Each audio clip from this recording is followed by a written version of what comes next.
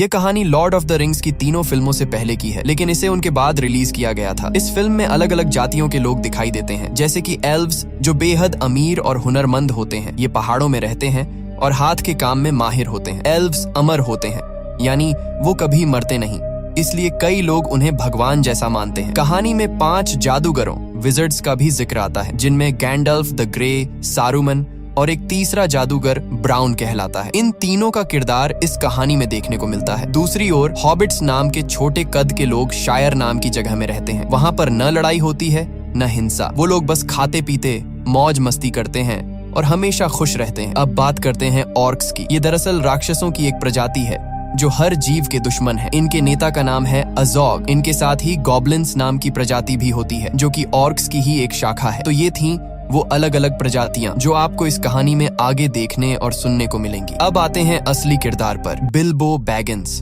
जो फ्रोडो का चाचा है। इस कहानी में बताया गया है कि बिल्बो की जिंदगी कैसी थी। कहानी की शुरुआत में उसे 11 साल का दिखाया गया है, जब वो अपनी जिंदगी की सारी बातें एक किताब में लिख रहा होता है ताकि उसका भतीजा फ्रोडो उसे पढ़ सके। इसके बाद कहानी 60 साल पीछे चली जाती है, उस वक्त की जब ड्वार्फ्स यानी बौने लोग पहाड़ों के अंदर अपने खूबसूरत शहरों में रहा करते थे। उनकी दुनिया इतनी शानदार थी कि देखने वालों को स्वर्ग जैसी लगती थी। और उन बौनों के राजा का नाम था थॉरिन ओकेनशील्ड। थोरिन का राजवंश पूरी तरह सुरक्षित था क्योंकि उसके बेटे और पोते दोनों जीवित थे। उस समय बौने लोग ड्वार्व्स दुनिया के सबसे अमीर प्रजाति माने जाते थे, क्योंकि उनके पहाड़ों के अंदर सोने की नदियां बहती थीं। उन्हें वहां हीरे, जवाहरात और कीमती पत्थर मिलते थे और वे इन्हें तराशने में बेहद कुशल कारीगर थे। एक दिन एक बौने को पहाड़ की गहराइयों में एक विशाल हीरा मिला। इस हीरे को हार्ट ऑफ द माउंटेन कहा गया। राजा थ्रोर ने इसे अपनी शाही ताकत और हक का प्रतीक बना दिया और इसका नाम रखा द किंग्स जूवल। कई सालों तक इस राज्य में सब कुछ शांति और समृद्धि से चलता रहा, लेकिन एक दिन उत्तर दिशा से एक भयानक ड्रैगन आ पहुंचा, जिसका नाम था स्माउग। यह ड्रैगन अपने मुंह से आग उगलता था और बेहद क्रूर व लालची था। उसने अपने रास्ते में आने वाले सभी शहरों को जला डाला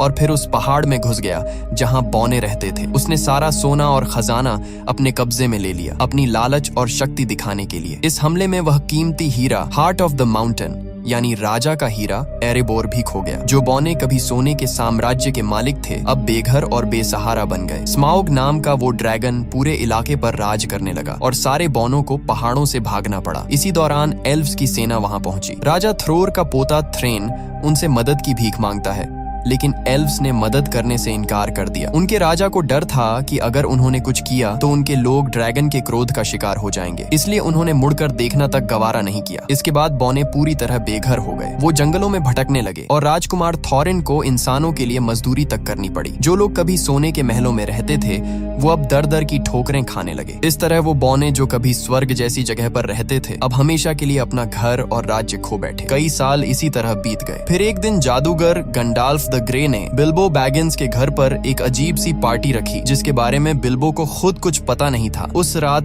13 बौने, 13 ड्वार्व्स वहां पहुंचे, जिनमें थॉरिन ओकेनशील्ड भी शामिल था, जो राजा थ्रोर का पोता और बौनों का नेता था। पार्टी के दौरान उन्होंने बताया कि अब पंछी फिर से उन पहाड़ों की ओर लौटने लगे हैं जहां वे पहले रहा करते थे। एक भविष्यवाणी के अनुसार जब पंछी वापस एरेबोर की ओर लौटने लगे तो इसका मतलब होता है कि स्माउग नाम का ड्रैगन अपनी तबाही के अंत के करीब है। थॉरिन कहता है, अगर ये संकेत हमने देखा है तो दूसरों ने भी देखा होगा और अब वे सब भी हमारे एरेबोर पर कब्जा करना चाहेंगे, जहां अनगिनत खजाने और सोना अब भी छिपा है। लेकिन हम ऐसा नहीं होने देंगे। हम स्माउग को मार गिराएंगे, उसे भगा देंगे और अपना घर, अपनी जमीन और अपना गर्व वापस हासिल करेंगे। तभी एक बौना कहता है, लेकिन तुम भूल रहे हो, पहाड़ का मुख्य दरवाजा तो बंद है, अंदर जाने का कोई रास्ता नहीं। तभी गैंडल्फ मुस्कुराता है और अपनी जेब से एक चाबी निकाल कर कहता है, यह चाबी तुम्हारे पिता ने मुझे दी थी ताकि मैं इसे सुरक्षित रख सकूं। ये देखकर एक और बौना कहता है, अगर चाबी है तो जरूर कोई गुप्त दरवाजा भी होगा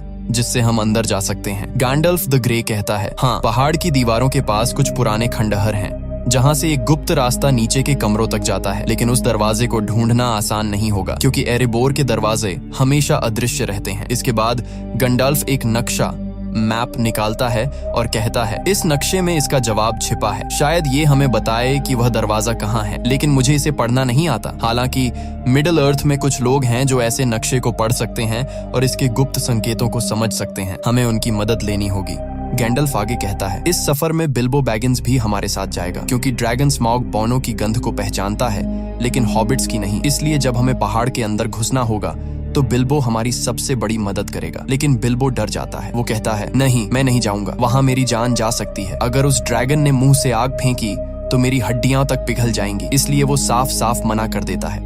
मगर अगले दिन जब सभी बौने और गैंडल्फ रवाना हो जाते हैं तो बिल्बो को अचानक कुछ महसूस होता है। वो भागता हुआ उनके पीछे जाता है और उनके दिए हुए सहमति पत्र कॉन्ट्रैक्ट पर दस्तखत कर देता है। अब बिल्बो भी उन 13 बौनों की टोली का हिस्सा बन जाता है और सब मिलकर उस जगह की ओर निकल पड़ते हैं जहां ड्रैगन स्मॉग रहता है, यानी एरिबोर की दिशा में। पूरा दिन सफर करने के बाद रात को जब वो एक जगह आराम करने रुकते हैं तो उन्हें एहसास होता है कि चारों तरफ ऑर्क्स राक्षस घूम रहे हैं। तभी एक बुजुर्ग बौना अपनी पुरानी यादें सुनाने लगता है। वो कहता है, जब स्मॉग ने हमारे पहाड़ों पर कब्जा कर लिया था तब हमारे राजा ने अपनी पुरानी नगरी वापस लेने की कोशिश की थी, लेकिन उससे पहले ऑर्क्स की सेना आ पहुंची। उनका नेता बेहद भयानक और शक्तिशाली था। उसका नाम था आजोग। राजा थ्रॉर यानी थॉरिन के दादा ने उससे सीधे लड़ाई की, लेकिन अजोग ने उनका सिर काट दिया। इस सदमे से थॉरिन के पिता थ्रेन पागल हो गए और फिर कभी नहीं मिले। लेकिन थॉरिन ने हार नहीं मानी। उसने अजोग का मुकाबला बिना हथियार के किया और लंबी लड़ाई के बाद अपनी तलवार से अजोग का एक हाथ काट दिया। तब उस दानव को एहसास हुआ कि थॉरिन की नस्ल को मिटाना आसान नहीं है। मगर उस युद्ध में बौनों की पूरी सेना खत्म हो गई और कुछ ही बौने जिंदा बच पाए। फिर वह बौना गर्व से कहता है, उसी दिन मुझे समझ आया कि अगर कोई हमें दोबारा एकजुट कर सकता है तो वो सिर्फ थॉरिन ओकनशील्ड ही है। इसीलिए आज थॉरिन और उसके 12 साथी बौने अपने पहाड़ एरिबोर को वापस पाना चाहते हैं और गैंडल्फ जानता है कि ये उनका हक है, इसीलिए वो पूरी तरह उनके साथ है। अगली सुबह सब अपने सफर पर निकल पड़ते हैं। रास्ते में चलते हुए गंडाल्फ समझाता है, हम 5 जादूगर हैं, यानी 5 विजर्ड्स मेरी तरह। इनमें सबसे शक्तिशाली और बुद्धिमान है सारूमान द वाइट, उसके बाद 2 नीले ब्लू विजर्ड्स हैं और 5वां है राडागास्ट द ब्राउन, जो इंसानों से ज्यादा जानवरों से प्यार करता है, इसलिए वो हमेशा जंगलों में जानवरों के बीच ही रहता है। अब गैंडल्फ थोरिन से कहता है, हमें एल्व्स के पास जाना चाहिए, क्योंकि सिर्फ एल्व्स ही उस नक्शे को पढ़ सकते हैं जो मैंने तुम्हें दिया है। लेकिन थोरिन ओकनशील्ड, जो बौनों का राजकुमार है, एल्व्स से नफरत करता है। वो गुस्से में कहता है, जब हमें उनकी जरूरत थी, जब स्मॉग ने हमारा घर छीन लिया था, तब एल्व्स ने हमारी मदद नहीं की थी। अब मैं कभी उनके पास नहीं जाऊंगा। यह सुनकर गैंडल्फ नाराज हो जाता है और वहां से चला जाता है। उस रात सब उसी जगह डेरा डालकर रुकते हैं। तभी अंधेरे में 3 विशालकाय राक्षस ट्रोल्स वहां आ जाते हैं और उनके घोड़े चुरा ले जाते हैं। बौने डर जाते हैं क्योंकि बिना घोड़ों के आगे का सफर नामुमकिन है। इसलिए वे बिल्बो को आगे भेजते हैं ताकि वो चुपके से जाकर घोड़े वापस लाए। लेकिन जैसे ही बिल्बो पास पहुंचता है, ट्रोल्स उसे पकड़ लेते हैं। अब हालत ये होती है कि सभी बौनों को पकड़ लिया जाता है और ट्रोल्स उन्हें आग पर भून कर खाने की तैयारी करने लगते हैं। तभी उनमें से एक ट्रोल कहता है, जल्दी करो, सूरज निकलने वाला है। अगर सूरज की रोशनी हम पर पड़ी तो हम सब पत्थर बन जाएंगे। इसी बीच बिल्बो अपनी चालाकी दिखाता है। वो तीनों ट्रोल्स से बातों में उलझाने लगता है, उन्हें आपस में झगड़वाने लगता है ताकि वक्त निकल जाए। और जैसे ही सुबह की पहली किरणें निकलती हैं, उसी वक्त गैंडल्फ ऊंची चट्टान पर खड़ा होता है। वो अपनी जादुई छड़ी से उस चट्टान पर वार करता है और चट्टान टूटकर 2 हिस्सों में बंट जाती है। उसके पीछे से निकलती हुई सूरज की तेज किरणें सीधी ट्रोल्स पर पड़ती हैं और देखते ही देखते तीनों ट्रोल्स पत्थर बन जाते हैं। इस तरह बिल्बो की समझदारी और गैंडल्फ के जादू से सारे बौने बच जाते हैं और उनका सफर फिर से जारी होता है। आगे बढ़ते हुए गैंडल्फ का 5वां साथी उनके पास पहुंचता है, जिसका नाम है राडागास्ट द ब्राउन। वो भी एक जादूगर है, लेकिन बाकी सभी से बिल्कुल अलग। उसके कपड़े मिट्टी से सने होते हैं और उसके आसपास हमेशा जानवर और पक्षी घूमते रहते हैं। वो गैंडल्फ से घबराई हुई आवाज में कहता है, ग्रीनवुड बीमार हो गया है। ग्रीनवुड उस बड़े जंगल का नाम है। वो बताता है कि वहाँ अब पेड़ पौधे उगना बंद हो गए हैं और जंगल में अब भयानक मकड़ियां बस गई हैं। वो कहता है, ये सारी मकड़ियां डोल गुलदूर नाम की जगह से आई हैं। डोल गुलदूर दरअसल ग्रीनवुड के अंदर एक पुराना किला है जो कभी सौरॉन की शरण स्थली हुआ करता था। गैंडल्फ हैरान होकर कहता है, लेकिन वो तो अब वीरान पड़ा है। इस पर राडागास्ट जवाब देता है, नहीं गैंडल्फ, वो वीरान नहीं है, मैं खुद वहाँ गया था। उसकी आंखों में डर झलकता है। वहाँ एक काली परछाई है, एक प्राचीन राक्षस की आत्मा जो अंधेरे की दुनिया से आत्माओं को बुला सकती है। उसने मुझ पर हमला किया, लेकिन मैंने किसी तरह खुद को बचा लिया और तभी मैंने अंधेरे में उस छाया को देखा। वो सौरॉन की थी। इतना कहकर राडागास्ट एक अजीब सी तलवार निकालता है और गैंडल्फ को दिखाता है। वो कहता है, ये तलवार तलवार किसी इंसान की बनाई हुई नहीं है, ये जीवित दुनिया की नहीं, कुछ और है। गांडल्फ उस तलवार को देखते ही समझ जाता है कि रदागस्ट सच कह रहा है। अंधकार फिर से लौट आया है। उसी वक्त आसमान से भेड़ियों की डरावनी हुआ सुनाई देती है। गांडल्फ चौंक जाता है। ये वॉर्ग्स हैं। असल में ये भेड़िए नहीं, बल्कि ऑर्क्स के शिकारी जानवर हैं जो उन्हें मारने और पकड़ने के लिए पीछा कर रहे थे। रादागास्ट तुरंत कहता है, मैं उन्हें अपनी तरफ खींच लूंगा, तुम सब भाग जाओ। वो अपनी जादुई स्लेज पर सवार होता है जो खरगोशों से खींची जाती है और ऑर्क्स और वॉर्ग्स उसका पीछा करने लगते हैं। इधर गैंडल्फ और बाकी बौने भागते हुए जमीन के नीचे बने एक सुरंग में घुस जाते हैं। पीछे से वॉर्ग्स उन पर झपटने ही वाले होते हैं, लेकिन वो सब किसी तरह सुरंग के अंदर गायब हो जाते हैं और फिलहाल के लिए अपनी जान बचा लेते हैं। तभी अचानक वहाँ एल्व्स आ पहुँचते हैं, तेज, खूबसूरत और बेहद घातक। कुछ ही पलों में वो सारे ऑर्क्स को खत्म कर देते हैं। इस लड़ाई से बचते हुए बौने, गैंडाल्फ और बिल्बो एक अंधेरी गुफा से निकलकर पहुँचते हैं एक जादुई और रहस्यमयी जगह, रिवेंडेल यानी एल्व्स की धरती। यही वो जगह थी जहां जाने का बिल्बो बैगिंस हमेशा से सपना देखता था, लेकिन थोरिन को वहां जाना बिल्कुल पसंद नहीं था। वो एल्व्स से नफरत करता था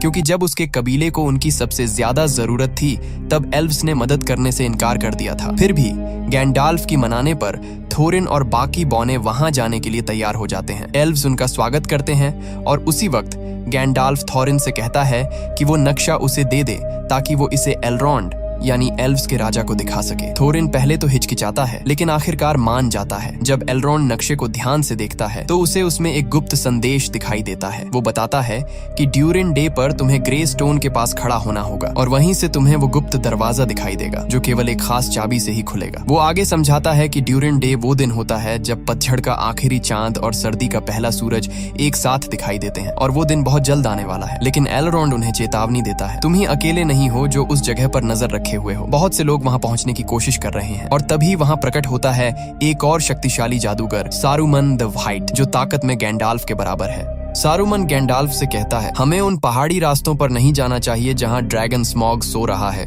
क्योंकि वो पिछले 60 सालों से गहरी नींद में है। अगर वो जाग गया तो ये पूरी दुनिया राख में बदल जाएगी। लेकिन तभी यूनिकॉर्न्स कहते हैं, अगर स्मॉग जाग गया और उसने दुश्मनों के साथ हाथ मिला लिया तो तबाही ऐसी होगी जिसकी इंसान कल्पना भी नहीं कर सकता। वे गैंडाल्फ को सब कुछ बताते हैं जो रैडगास्ट यानी 5वां और भूरा जादूगर पहले ही बता चुका था, लेकिन सारूमन उनकी बातों पर यकीन करने से इनकार कर देता है। तभी एलरॉन्ड एल्व्स का राजा गंभीर आवाज में कहता है, 400 साल पहले जब अंधकार ने इस धरती को निगला था तब हर चीज खत्म हो गई थी। अब बड़ी मुश्किल से हमने फिर से शांति पाई है और मैं नहीं चाहता कि वो विनाश दोबारा लौट आए। इसलिए एल्व्स और सारूमन दोनों ही थोरिन के मिशन में साथ जाने से इनकार कर देते हैं। मगर थोरिन को किसी की मदद की जरूरत नहीं थी। वो पहले से ही एल्व्स से नाराज था, इसलिए बिना कुछ कहे, बिना अलविदा बोले वो वहां से निकल जाता है। कुछ समय बाद थोरिन और उसके साथी पहुंचते हैं धुंध से ढकी पहाड़ियों में, जिन्हें मिस्टी माउंटेन्स कहा जाता है। कहते हैं यहाँ विशाल पत्थरों के जोड़े रहते हैं जो जिंदा हैं और एक दूसरे से लड़ते रहते हैं। शुरुआत में किसी को यकीन नहीं होता, लेकिन अचानक पूरी घाटी हिलने लगती है, आसमान गूंज उठता है और सामने दिखते हैं वो विशाल पत्थर जो सचमुच एक दूसरे पर हमला कर रहे थे। उनकी टक्कर से पूरी धरती कांप उठती है और थोरिन का दल अपनी जान बचाने के लिए भागने लगता है। कोई और रास्ता न देखकर वे पहाड़ों की गुफाओं में छिप जाते हैं, लेकिन जैसे ही वे अंदर जाते हैं उन पर हमला कर देते हैं गॉब्लिन्स, डरावने, कुरूप और खून के प्यासे जीव। वे सारे बौनों को पकड़ लेते हैं और गहराई में ले जाते हैं। उधर दूसरी तरफ दिखाया जाता है कि ऑर्क्स और उनके निर्दयी नेता एजॉग, जो कभी थोरिन के हाथों अपनी बाह गंवा चुका था, अब गुस्से से पागल हो चुका है। वो दहाड़ते हुए अपने सैनिकों को आदेश देता है, थोरिन को ढूंढो और उसका सर मेरे सामने लाओ। थोरिन सोचता है कि एजॉग मर चुका है, लेकिन हकीकत में वो जिंदा है और अब उसकी आंखों में सिर्फ एक ही जुनून जल रहा है, थोरिन और उसके पूरे कबीले का सफाया करने का। थोरिन और बाकी सारे बौने अब ऑर्क्स के हाथों में कैद थे। तभी गॉब्लिन्स का राजा हंसते हुए कहता है, कोई है जो तुम्हें ढूंढ रहा है, कोई जो तुम्हें मारना चाहता है, उसका नाम है एजॉग। वो अपने एक आदमी को भेजता है ताकि एजॉग से सौदा किया जा सके, थोरिन और उसके साथियों की मौत के बदले इनाम के लिए। अब ये 13 बौने पूरी तरह गॉब्लिन्स की कैद में थे, लेकिन उनके साथ बिल्बो बैगिंस नहीं था। दरअसल जब गॉब्लिन्स ने उन सब पर हमला किया था, उसी अफरा तफरी में बिल्बो नीचे अंधेरी खाई में गिर पड़ा। वो इतनी गहराई में जा गिरा जहां रोशनी का नामो निशान नहीं था, एक ऐसी जगह जिसे अंडरवर्ल्ड कहा जाता है। वहीं उसके साथ एक गॉब्लिन भी नीचे गिरता है। दोनों बेहोश पड़े होते हैं। तभी अंधेरे में एक डरावना, पतला, चमकती आंखों वाला जीव आता है, गॉलम। गॉलम यहाँ अंधेरे झीलों के बीच रहता है मछलियां और गॉब्लिन्स खाकर जिंदा रहता है। उसके पास एक रहस्यमयी अंगूठी है, वो अंगूठी जिसमें अपार ताकत छिपी है। जब वो बेहोश गॉब्लिन को देखता है तो उसे घसीटकर ले जाने लगता है, लेकिन तभी गॉब्लिन होश में आ जाता है। गोलम गुस्से में एक पत्थर उठाता है और उस पर हमला कर देता है, और उसी झगड़े के दौरान वो अंगूठी, उसकी सबसे कीमती चीज, उसके जेब से गिर जाती है। दूर कोने में छिपा बिल्बो ये सब देख रहा होता है। वो धीरे से आगे बढ़ता है और वो अंगूठी उठाकर अपनी जेब में रख लेता है। उसे पता नहीं था कि उसने अभी अभी पूरी दुनिया की किस्मत अपने हाथों में ले ली है, लेकिन अब बिल्बो के सामने नई मुसीबत थी। इस अंधेरी जगह से निकलने का रास्ता उसे मालूम नहीं था। तभी सामने से वही डरावना गोलम आता है। उसकी आंखों में खून उतर आया था। वो बिल्बो को देखकर गुर्राता है और कहता है, माय प्रेशस, तू यहाँ क्या कर रहा है? वो बिल्बो को मार डालना चाहता है, लेकिन बिल्बो हिम्मत दिखाता है और कहता है, ठहरो, चलो एक खेल खेलते हैं। अगर मैं तुम्हारे सारे पहेलियों के सही जवाब दे दूं और तुम मेरी पहेली न सुलझा सको तो तुम मुझे बाहर का रास्ता दिखाओगे। गोलम मुस्कुराता है और शुरू होता है पहेलियों का खेल। मौत और आजादी के बीच एक खतरनाक दांव। दोनों एक दूसरे से अजीब सवाल पूछते हैं। हवा, आग, पहाड़, वक्त और अंधकार पर पहेलियां। एक एक करके बिल्बो सबके जवाब दे देता है, और आखिर में जब बिल्बो की बारी आती है वो धीमे से कहता है, बताओ मेरी जेब में क्या है? गोलम हैरान रह जाता है। वो 3 बार कोशिश करता है, लेकिन हर बार नाकाम होता है, और अब शर्त के मुताबिक उसे बिल्बो को बाहर का रास्ता दिखाना था। पर तभी उसे एहसास होता है कि उसकी प्रेशस यानी वो अंगूठी गायब है। उसकी आंखों में पागलपन उतर आता है। वो गुर्राते हुए चिल्लाता है, वो इसे ले गया, वो चोर इसे ले गया। बिल्बो समझ जाता है कि मामला बहुत खतरनाक हो गया है। वो अंधेरे में भागता है, पत्थरों पर फिसलता हुआ, और अचानक गिर पड़ता है। उसी पल उसकी जेब से अंगूठी निकलकर हवा में उछल जाती है। बिल्बो उसे पकड़ने की कोशिश करता है और वो सीधे उसके उंगली में जा फंसती है, और अगले ही पल बिल्बो गायब हो जाता है। गोलम उसे नहीं देख पाता, बस उसकी आवाज सुनाई देती है। तभी बिल्बो समझता है ये कोई साधारण अंगूठी नहीं है, ये पहनने वाले को पूरी तरह अदृश्य बना देती है। उधर ऊपर दिखाया जाता है कि गैंडाल्फ ठीक उसी वक्त वहां पहुंच चुका होता है जहां सारे बौने गॉब्लिन्स के कैदी बने हुए थे। वो अपनी जादुई शक्ति से हमला करता है और शुरू हो जाती है एक भयंकर लड़ाई। गॉब्लिन्स का राजा, एक विशालकाय भयानक जीव, गर्जना करता है, लेकिन गैंडाल्फ अपनी तलवार से उसका सिर काट देता है। धुएं और आग के बीच सारे बौने आजाद होकर भागते हैं और आखिरकार पहाड़ों के रास्तों से बाहर निकल आते हैं। वहीं दूसरी तरफ बिल्बो धीरे धीरे अंधेरे से बाहर निकलता है, लेकिन गोलम उसके रास्ते में आ जाता है। उसकी आंखों में पागलपन और नफरत झलक रही होती है। बिल्बो चुपचाप तलवार निकालता है। वो गोलम को मार सकता था, पर उसी पल वो रुक जाता है। उसे उस जीव पर दया आ जाती है जो अपनी लालच और तन्हाई में खुद ही कैद हो गया था। बिल्बो उसे मारे बिना उसके ऊपर से छलांग लगाता है और भाग निकलता है। गोलम उसकी चीखती आवाज के साथ गुफा में गूंज उठता है, वो चोर, उसने मेरी प्रेशस चुरा ली। और उसी पल से गोलम के दिल में जल उठती है बिल्बो के लिए नफरत की आग। बाहर निकलने पर बिल्बो की मुलाकात थोरिन और बाकी बौनों से होती है। सब उसे देखकर हैरान रह जाते हैं, वो कैसे बच निकला। लेकिन उनकी राहत ज्यादा देर नहीं टिकती, क्योंकि तभी अचानक आसमान से आवाजें आने लगती हैं। एजोग और उसकी ऑर्क्स की फौज वहां पहुंच चुकी होती है। वो विशालकाय भेड़ियों, वॉर्ग्स पर सवार होकर हमला करते हैं। बौने अपनी जान बचाने के लिए भागते हैं और एक ऊंची चट्टान तक पहुंच जाते हैं। आगे रास्ता खत्म, पीछे मौत। गैंडाल्फ तुरंत सबको आदेश देता है, पेड़ों पर चढ़ो। सब तेजी से ऊपर चढ़ते हैं, लेकिन वॉर्ग्स नीचे से छलांग लगाकर पेड़ों को हिलाने लगते हैं। हवा में डर और चीखें भर जाती हैं। गैंडाल्फ अपनी छड़ी उठाता है और एक शक्तिशाली मंत्र बोलता है, नार फायर। अचानक आग भड़क उठती है और वो जलते हुए पाइन कोन नीचे फेंकता है। आग की लपटें भेड़ियों को घेर लेती हैं। कई ऑर्क्स जलकर गिर पड़ते हैं। आसमान में धुआं उठ रहा था। नीचे मौत थी और ऊपर टहनियों पर लटके थे थोरिन, बिल्बो और बाकी सारे बौने। और तभी कुछ ऐसा होने वाला था जो उनके भाग्य की दिशा हमेशा के लिए बदल देता। थोरिन और अजोग का आमना सामना फिर से होता है। थोरिन जैसे ही अजोग को देखता है, उसके गुस्से की कोई हद नहीं रहती, क्योंकि अजोग ने ही उसके दादा का सिर कलम किया था। वो गुस्से में अपनी तलवार निकालकर उस पर टूट पड़ता है, लेकिन अजोग बहुत ताकतवर होता है। उसका भेड़िया थोरिन को मुंह में दबोचकर जोर से फेंक देता है। अजोग अपने सैनिकों से कहता है कि थोरिन का सिर काट दो। तभी जब उसका आदमी तलवार उठाता है, बिल्बो बैगिंस उस पर हमला कर देता है, लेकिन बिल्बो इतने बड़े राक्षसों से मुकाबला नहीं कर सकता। उसके सामने 4 ऑर्क्स अपने अपने विशाल भेड़ियों पर सवार होकर उसकी ओर बढ़ रहे होते हैं ताकि उसे मार सकें। तभी बाकी बौने पेड़ों से नीचे उतरते हैं और उन पर हमला कर देते हैं, लेकिन ये ऑर्क्स बहुत ताकतवर होते हैं और बौनों के लिए उनका सामना करना मुश्किल पड़ता है। तभी आसमान से विशाल ईगल्स, गरुड़ जैसे विशाल पक्षी उतरते हैं। ये ईगल्स ऑर्क्स पर टूट पड़ते हैं, उन्हें अपनी तेज पंजों में पकड़कर हवा में उठा ले जाते हैं और नीचे गिरा देते हैं। इस तरह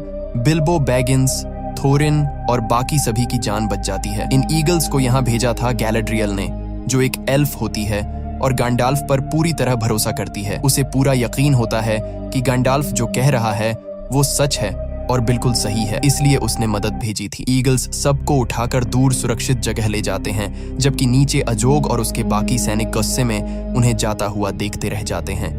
ईगल्स सबको एक सुरक्षित जगह पर उतार देते हैं। वहां थोरिन बिल्बो बैगिंस के पास आता है और कहता है, मैं हमेशा तुम्हारे खिलाफ था। मैं नहीं चाहता था कि तुम हमारे साथ आओ क्योंकि मुझे तुम पर भरोसा नहीं था, लेकिन अपनी जिंदगी में मैं कभी इतना गलत नहीं हुआ। इतना कहकर थोरिन बिल्बो बैगिंस को गले लगा लेता है। हालांकि बिल्बो बैगिंस के पास अब वह जादुई अंगूठी होती है, लेकिन वो इसके बारे में किसी को कुछ नहीं बताता। अब सबकी नजरें उस पहाड़ पर होती हैं, वही पहाड़ जो कभी बोनो का घर था, जहाँ वे शांति से रहते थे। लेकिन अब उसी पहाड़ के भीतर सो रहा है भयानक ड्रैगन स्मॉग, जिसने कभी इनसे उनका घर छीन लिया था। फिर कैमरा उस पहाड़ के अंदर दिखाता है, जहां स्मॉग, जो पिछले 60 सालों से गहरी नींद में था, अब अपनी आंखें खोल देता है और यहीं पर कहानी खत्म होती है। ये फिल्म 2012 में रिलीज हुई थी, जिसे IMDb पर 7.8/10 की रेटिंग मिली है।